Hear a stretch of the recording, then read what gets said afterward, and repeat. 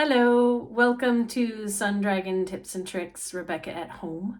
I'm Rebecca. I'm the owner of Sun Dragon Art and Fiber in Brevard, North Carolina. I just wanted to show you why I may not have a lot of progress on things right now. This is not Avi. Those of you who follow me and know about Avi, this is Freya. And Freya's actually up in the filming area right now. She did not visit us. Hi. She's gonna go now. She did not visit us for our virtual sit and stitch yesterday at all. And Avi was hiding because he was grumpy. That yesterday was like the first day she was out all day. Like I put her in her own room and I'm at work. And Avi was not happy. Avi was very grumpy. And I think she's already left the room. But while I wanted to start really fast while she was here. It might be another short day filming for you all because I have an appointment coming up in less than an hour. And since this is going and I don't have my watch, charged and on, I'm not sure what time it is and I don't want to miss that appointment. So, I may only film for a half hour, 45 minutes, something like that. And I was trying to think, I was taking one of my employees to the airport and hitting the grocery store on the way back and things. And I was trying to think of if there was something I wanted to expound upon this week. And I don't necessarily have that. I don't have a new top to show you from the shop. I was trying to do a new top every week. And I did bring home my Hexi Cardi again. But it's almost, oh, she just went running by. It's almost too toasty to wear it right now. It's been a little chilly all week. And then today we're supposed to have a high of 80 Fahrenheit. I don't know what that is Celsius. But that is pretty toasty. So wearing an outer layer, wearing a long sleeve sweater, not so much so. I will say, I'm hearing weird noises. I know I locked the front door so she can't get out. I will say, I am almost done with my two Hexi Cardis for my second one. They've been fun to work on. So that's another reason I didn't make a ton of progress on other stuff. I'm realizing this one, I thought I had finished the row, but no, I had not totally finished. Let me show you. So last week I talked about how I wanted them to match and they weren't very far yet, but I decided after I signed off with you all that not only did I want them to match, I wanted the color changing one, which this is all I have left of the second one. I wanted the hot pink of this to not be at the inside like the hexagons I was showing you. I wanted that to be at the outside. And at this point, it's probably going to be on the trim. So I redid the first one, and then I ended up redoing the second one. And the first one is done. It still is connected with the dappled. Okay, so I should back up and refresh everyone on it. I was going to use 3 different colorways, styles of cumulus. Like Juniper Moon Farm Cumulus. This is the Cumulus Rainbow. So it changed colors. It started as a bright blue and then went to some turquoise and teals, and it was like a neon rainbow. I think it's even called fluorescent lights. And I'm using a solid of the same Cumulus. It's a very soft cotton that's marked as a number 4. It's a chainette cotton that I really put more as a number 5, not a worsted, but a bulky. I'm doing it on a K-hook. And this is a chartreusey solid. And then somewhere here, there we go. A dappled in springtime something or other. I don't have the label for this one. But what I decided to do was 2 rows of each color before I switched. So I started in the center of my hexagon. Remember, these hexagons will not lie flat. They will be flat when folded. And she's playing with a toy down there. I don't even know what.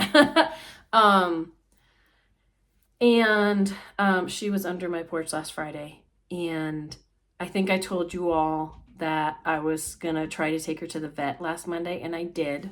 So let me take an aside for that. Between Monday and Wednesday, we discovered that she's probably still a kitten. She's probably under a year old. She has been spayed. There's shavings and markings for that.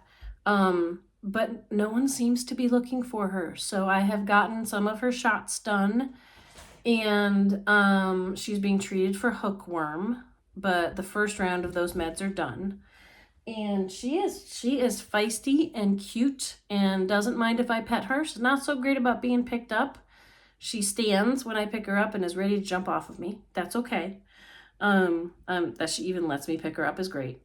And she wants to play with Avi, and he does not want to play with her.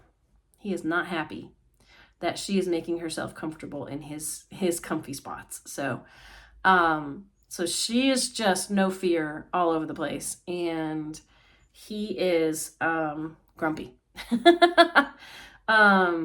And you know, it is what it is, but I'm happy to have her in the house, and I think this is going to be good. It's going to take him some time. So the 2 rows of green in the center of these, you all saw that last week. But after I got off, not only had I made the decision not to bounce back and forth with the rainbow, but to try to make them match, but I'd made the decision that I wanted to start with the middle of the ball, which it makes these 2 rows of kind of a brighter blue. And then the thing that's the most inconsistent between the 2, excuse me, allergies are still kicking my butt, but not as bad as last week. This is going to color change more inconsistently because I'm not going to try to make the dappled craziness match. So 2, 4, these 2 rows are 6, rows 5 and 6 with the multicolor, and then 2 more green. The color changing, once it gets bigger, it is drastically changing. Like if I can go over to where the color changing begins and ends, these 2 rows, started with a blue, very similar to in here. And by the time the row was finished, it was in a deep turquoise. And then see, it turns around here and heads back. And by the time it's done over here, it is tealy aqua.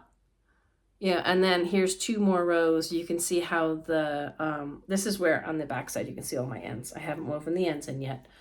But you see 2 rows of the multicolor. It begins and ends in a weird place. And then 2 more rows of chartreuse. I figured out from the first 6 rows, which is 2 of each color I'm using, that it would probably take me 3 repeats. And it pretty much, the measurements have matched out. The 3rd repeat, we've got the chartreuse. The chartreuse, the rainbow begins and ends with colors almost the same as the chartreuse, but different. But it ends up hitting a green yellow by the time, which is kind of chartreuse, it finishes. And then as it's heading back, it's already hitting like a yellowy orange.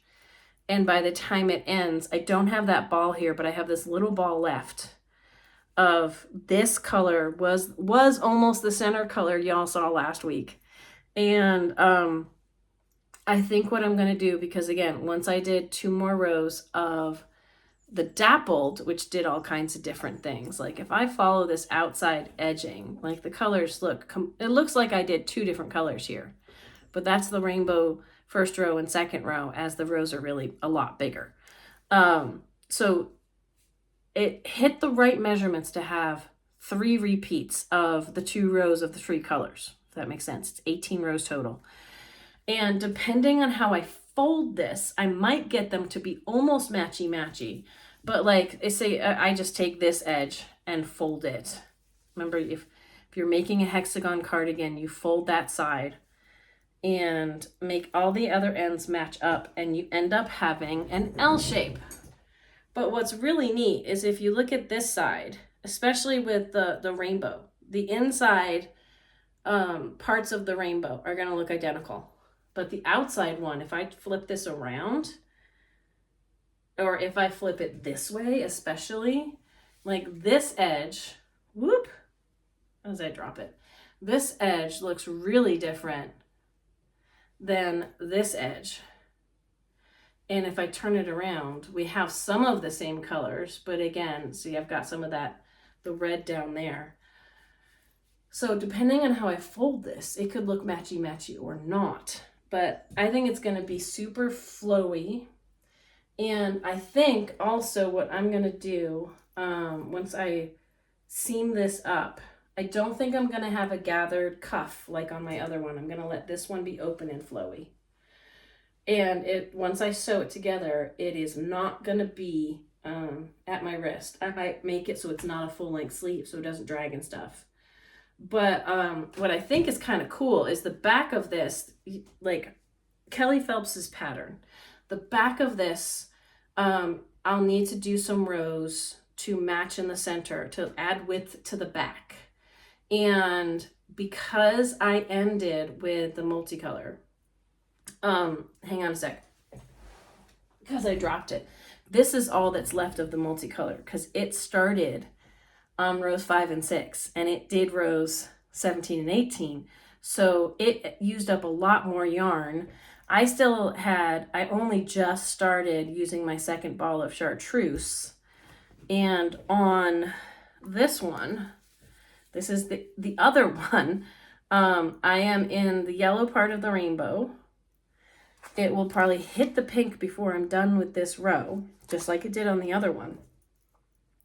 But I didn't hit my second ball of chartreuse till the last repeat of the chartreuse. On this one, 1, 2, it was somewhere in here. If I can find the ends, I can go around. This is where I changed balls with the chartreuse. So since the chartreuse started in the center and was doing the first 2 rounds of each repeat, it didn't need as much yarn.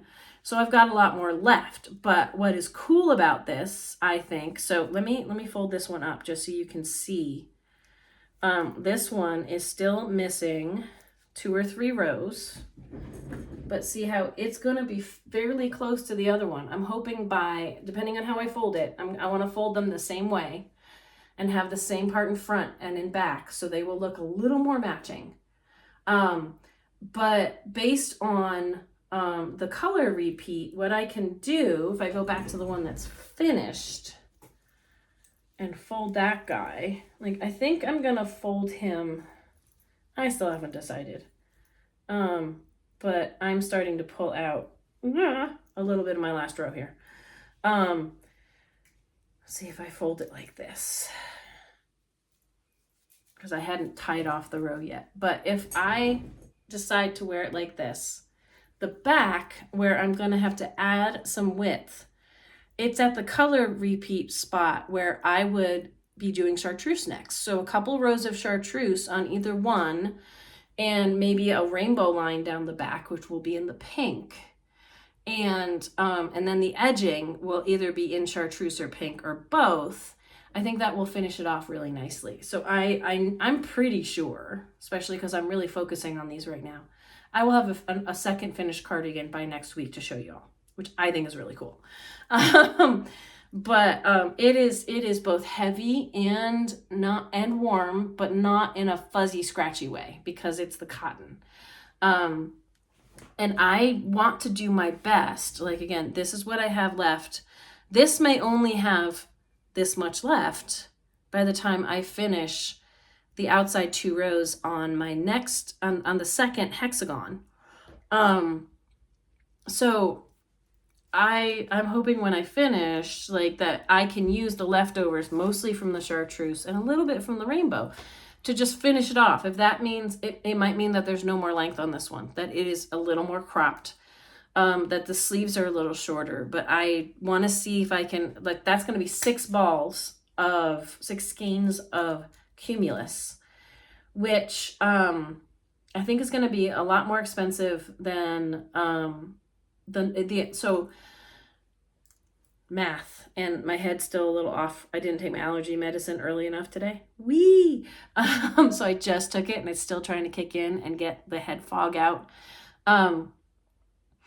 So when I weighed this one, which y'all can't really see, but it's on the chair behind me, This one, it was 23 rows. I was using Cascade 220 Superwash. It feels rough after holding the Cumulus, but on the whole, since it's Superwash wool, roving gangs of sheep wool, it feels fine to wear. It's not as soft, but it feels fine. Everybody wants soft, but soft means more pilling and lots of other issues. So when I weighed it, it probably took about 8 balls of yarn total. I used a whole bunch of balls and I have a whole bunch of leftovers. I did it the equivalent of 8 balls of yarn, 220 yards on each one, and a DK weight yarn-ish, DK/worsted, on a 4.5 millimeter hook, which is named 7 because it's the same size as a 7 knitting needle. It's either a G/H or it doesn't have an alphabetic name for it. And it took me 23 rows to get it wide enough for the 28 centimeters I needed for Kelly Phelps's pattern. This one, and if I had to say, so 8 skeins at like $12 a piece, you know, it was probably about $100 of materials, a little over, you know. This one, I'm doing my best to squeeze it. And I should also put the disclaimer that I might be making a bigger one than a lot of people. I also might be making a smaller one than some people to be size inclusive. You know, mine is for a total of a size of like 119 centimeters or something between around 47 to 50 inches. And this one, so this yarn has 250 yards-ish per skein.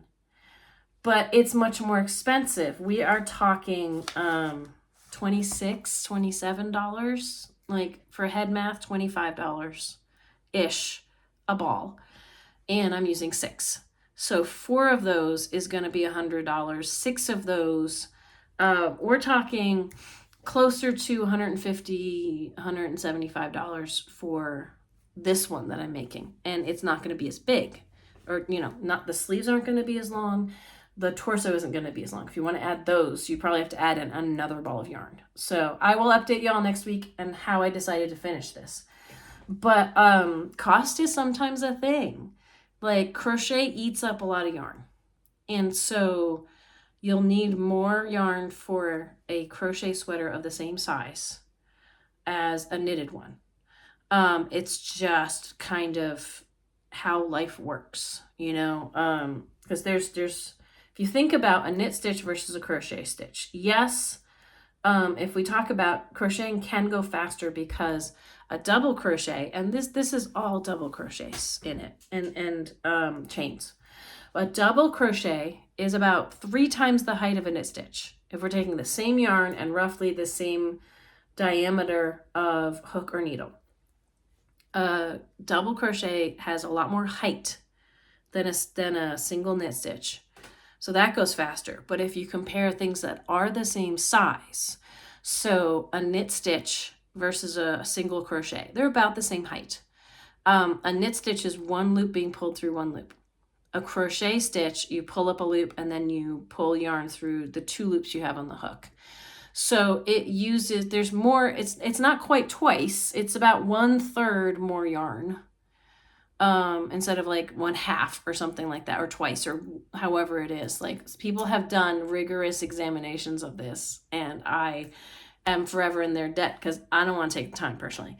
But conventional wisdom is it takes 1/3 more yarn for a crochet project than a knit project of the same size. And the feel is different and the look is different.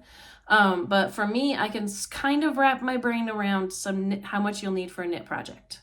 But there's always at the shop, there's always the variables of, well, but it'll come at a different size. You might need a different amount of yarn because everyone knits differently and everyone crochets differently, looser and tighter than somebody else. And so it's really hard to gauge like exactly how much yarn you're going to need. That's why I like looking at patterns that try, if you hit gauge, which is a whole nother thing. It's like we're tighter and looser than other people. We're tighter or looser potentially than the pattern writers. So we might have to change hook size or needle size to have our gauge be the same as the pattern writers. And as another aside, I've done videos on this before, but I fully advocate, don't try to knit or crochet looser or tighter to get gauge. Change the size of your tool. That is what you can consistently change to affect the size of your stitch. It's very hard to crochet tight or crochet loose or knit tight or knit loose for an entire project. Even if you're thinking about it the whole time, you knit or crochet how you knit or crochet. And what can change the size of your stitch reliably is changing the size of your tool. I have told this story many times.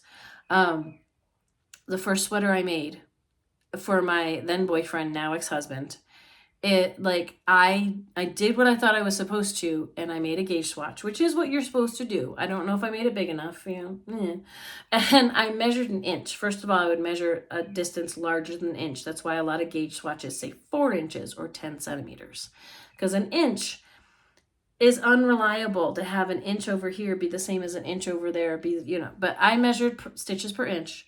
And I was getting 7 stitches per inch when the gauge said I should be getting 7.5 stitches per inch. And I was like, that's not a lot. I can handle that. I will just knit tight. I will because you think about fixed size, and we need more things to fit in the fixed space. So they need to be smaller, so more of them fit. And I was like, I'll just knit tight. Instead of going and getting another needle and trying it, I will just knit tight for the whole thing. And when you take that half stitch and you multiply that times 50 inches, that ends up changing the size of what you're making drastically. And I learned, again, it was all bunched up on a circular needle. I had no idea how it was coming out until it was done. And when it was done, the good news is I had a perfectly proportioned sweater. It looked fantastic, but it was a dress on him. And I tell people his chest hair poked out the top right here, like it hung too low. And I had slaved the night before to be like, I want him to be able to wear this for Thanksgiving. And then he put it on and said, I can't wear this. And I was devastated. But it was true. It was way too big on him. We eventually found someone who was half a foot taller and much heavier than him, a friend of ours. It fit him like a glove, so it found a home. But I learned my lesson is don't try to knit tight. I've seen that on Knit and Chat and other places, or crochet tight or loose. Change the size of your tool. And to circle back to why I started talking about this, if their estimations and patterns of how much yarn you're going to need are based on if you're hitting gauge or not. So that can change. And sometimes the math is just wrong too.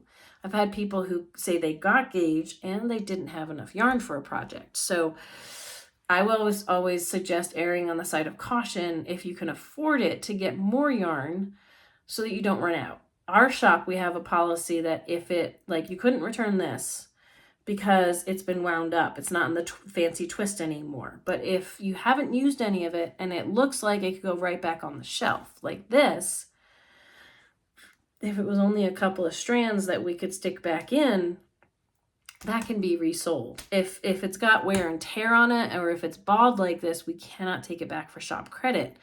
But we're very clear that we can take things back for shop credit so you can trade it in for something else. And we've had people do that from afar. Like, it's not just local. So we've had people, if they don't mind covering the expense of mailing something back to us, then we will do a shop credit exchange. So all that being said, what I think is really cool about the crochet along we're doing right now with the Granny Hexi cardigan is it's not based on gauge. Like this one, my gauge is very different than this one. She has recommendations for how much yarn you might need if you're using this thickness of yarn. And I haven't looked back to see if it worked. But I also changed some things like the length, the other things. But it goes by measurements, by modular, like you start in the center and go out. When it's a certain width, you stop. and you'd go move on to the next part. It's not so many rows. Like I said, 18 rows with this yarn got me as far as 23 rows with this yarn. But I'm using the same pattern and I'm trying to make roughly the same size. It's meant to be big and oversized and fluffy. So there's not a lot of shaping from the sleeve to the torso. So it is going to be very flat and straight, and I think the drape of this is going to be completely different. So I'm excited next week to show you how they both compare. I think that's going to be really cool. I think I talked last week about how ribbing was the bane of my existence, and it still is. When this guy, I'm going to have to restart, because when I was it's coming off the needle anyway, but when I was waiting for the vet to do some tests, I discovered my stitch count is off. It was only my cast on row and I was doing the first row. This is going to be the Kuutar tee by Sari Nordlund with Nora Sonata. So I have not gotten far because I discovered my stitch count was off, so I focused on other things. Ooh! Totally squirreling. This is how much I have left of this skein. After I don't have my scale here to weigh it, but this is what I should also have left from this skein to do some edge trim of like the collar, the bottom, the sleeves. I'm excited about that. So yes, I have not made much progress on this. What I discovered yesterday doing the dual platform virtual sit and stitch, my brain's a little foggy today, on Sunday, this is not on the stitch holders anymore, and so I can't really show you perfectly, but I knit some more on, this is my flax pullover from Tin Can Knits. It's a raglan sleeve, which talks about, that's describing this diagonal sleeve knit sweater. I think it's a great first sweater if you've never tried a sweater before. So this is part of, after our Granny Hexi Cardigan make along is April and May.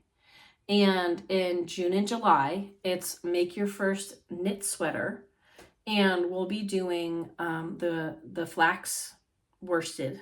It comes in other weights, but the flax worsted, you can try one of the other weights if you'd like to. I think this is a great starting point because it's not too thick of a yarn. It's not too thin of a yarn. So it's good for lots of different weather temperatures. I am using a basic yarn just so we have a basic sample in the shop. Plymouth Encore is a very basic yarn for our shop. It is $8.50 a ball for this fancier, kind of does a wavy stripey thing. This one is the Raspberry Drift. It should take me 6 or 7 balls, I think. And I'll weigh it when I'm done so I can do some math on that for y'all. But it's a top down, which I think is a great one to start with because there's not a lot of sewing involved. But you start up here and you increase out following their pattern until you get to what they call sleeve separation. And that's why these areas are on stitch holders. I separated my sleeves and I am I'm knitting the torso. When I put this on, it felt like it was kind of long enough to do the ribbing at the bottom. Like it doesn't show up well when I just hold it up. That's why I think it's really important to take your stitches onto a stitch holder and try things on as you go so you get the length that you want. I just kind of want this to be done soon. So I'm going to start, when I hit the beginning of round marker on this, I'm going to start with my ribbing needles, which will be 2 sizes smaller, and do potentially like 2 inches of ribbing. So yet again, there'll be a project with ribbing, which I have to bounce back and forth with other things to get done, as we established last time. But then I can do the sleeves. The sleeves have what they call a garter panel. This is where if you were knitting flat, it would look like this. Knitting in a circle means you have to knit 1 row, purl 1 row to make it look like this. I have a lot of beginning knitters who just skip this part. This is going to go all the way down the sleeve, but you don't have to do that. If you do this sweater without that, it is a simpler start. We won't be having formal lessons, like a class on this for virtual people. For in shop, people can get to the shop. We'll have a kickoff class the first Saturday in June. And then we will have sit and stitch times where you can pay for help or just come and sit if you don't need help. The virtual is Coach and Connect, and it's an hour long every other Saturday, starting the first Saturday in June.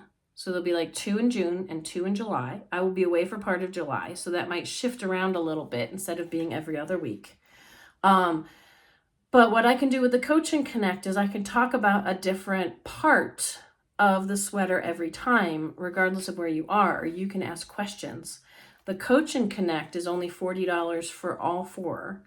I don't have them available for purchase online yet, but I should sometime in May. We're doing a lot of stuff getting ready for the Western North Carolina Yarn Crawl, and which is the week leading up to Mother's Day. There's a dozen shops in Western North Carolina that do this, and sometimes the shops have changed over the years, but we've tried to have a maximum number.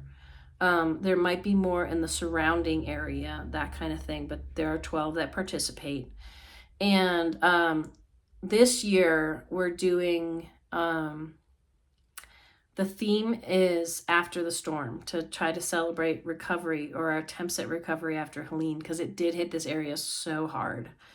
And we're going to have rainbows and, like, you know, thinking about like the survival, and after the rain you see the rainbow, and that's the sign, you know, even in biblical stories, that's the sign of the promise that things will not be so bad in the future, or that some things will improve. So that's what we're focusing on, and there's still a lot of work we have to get ready for that, but that is in less than a month. So woo, you know.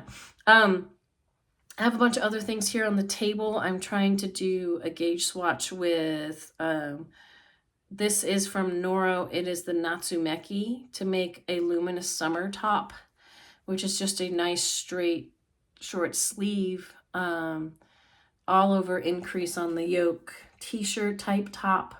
I have made one before, but it's in a yarn we don't carry in the shop anymore. Someday I'll get back to my dark matter shawl, but other things have been distracting me. Where is, oh, okay. This is stuck in here. I have an inch of ribbing at the bottom of my staffin vest. It's really not enough to show y'all because it's pretty much at the same place almost that it was last week. I can't remember, again, speaking of ribbing, I can't remember. Oh, this is what happens when you don't have stitch stoppers on your needles, because I live dangerously. I don't remember how long the ribbing was on my key sweater with those 5 colors, but it's 2 inches now. It's half. This is going to have like a mock or a full-blown turtleneck thing going on. And it's going to be 4 inches before I start other things. So, yeah. It is, it's going to take a little while because I'm getting so distracted. And I'm really enjoying the Granny Hexi cardigans that I'm making. I have half a mind to make one with fingering weight and not a teeny tiny hook, like a bigger hook. But what distracted me on Saturday is I got a lot of new cotton in. For the coastal cotton is our worsted weight, nice and sturdy. It's what I made all of my Christmas presents out of for Emma Garimi. It is, I think, great for the best thing we have in the shop for like dishcloths and washcloths and things like that. And it's actually not too rough if you want to make tops and things out of it. But long story long, I got more colors of it, which meant that I promised to rearrange the cotton section in the shop so it would fit. And in doing that, I moved around some of our thinner cotton. We have just a little bit of fingering weight cotton in the shop. It's from, I think Oricania. It's Huasco Coton, which I think is from Oricania. I'm probably pulling some of it out right now, but with a Liz suggested I'm using a G hook, so not super teeny tiny. Not a Granny Hexi, but a Hexi Cardi. She was like, why don't you make something that's lacier? So this is all I've done, but that can be folded like a hexagon, a hexagon